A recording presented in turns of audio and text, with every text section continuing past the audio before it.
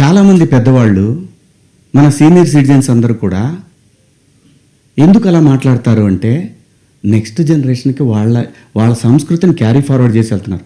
వేసుకుంటారా వేసుకోరా మీ ఇష్టం అమ్మ, నేనెవరిని చెప్పటాకి.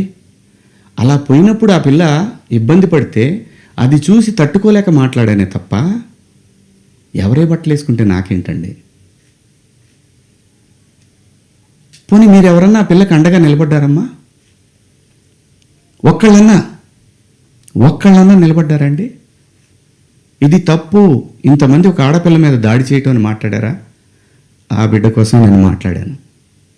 రేపొద్దున మన తెలుగు యాంకర్లు కానీ, మన ఆర్టిస్టులు కానీ చక్కగా బట్టలు వేసుకొని వస్తారు. మన సుమా గారు కానీ, ఝాన్సీ గారు కానీ, ఉదయభాను గారు కానీ, పిల్లలు కానీ, కొత్త పిల్లలు కొంచెం యంగ్ బ్యాచ్లో కొంచెం అందంగా గ్లామర్గా కనపడాలని వేసుకుంటుంటారు. దానికి నెటిజన్స్ నుంచి వచ్చే సజెషన్స్ తోటి వాళ్ళు మార్చుకుంటారు. ఆ అమ్మాయి బయట నుంచి వచ్చిన అమ్మాయి.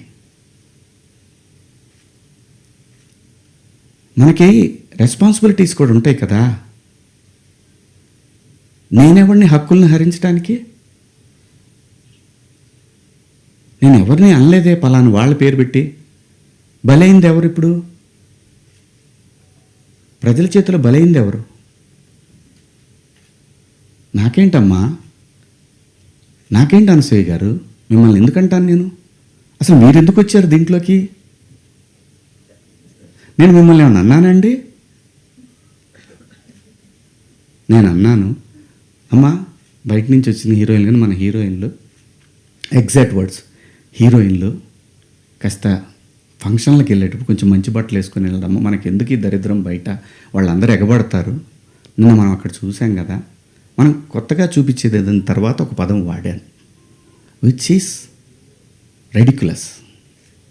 నాకు వాడకూడదు ఆ పదం. నాకు ఇప్పటికి కూడా అది ఎన్నాళ్ళు హాంట్ చేస్తా తెలియదు. నేనా ఈ పదం వాడింది అని. ఓకే, నేను మనిషినే, నాకు కర్మలు ఉంటాయి, పొరపాటు జరిగింది.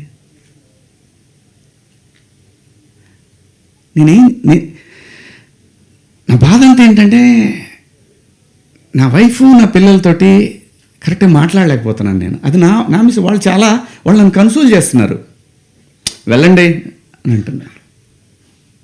అంటే ఎవరికో అయిందని కాదు, శివాజీ ఇలా మాట్లాడ్డే అని ఆ వైఫ్ని ఎవరిని అడుగుతారేమో అనే బాధ తప్ప నేను దేనికి భయపడేవాడిని కాదండి. తప్పు చేసినప్పుడు క్షమాపణ చెప్పడానికి కూడా ఒక క్షణం కూడా మనలో మనం కూర్చొని ఒక మాట అడిగితే సింపుల్గా, అమ్మ నన్ను క్షమించండి, నా వల్ల ఈ 2 పదాలు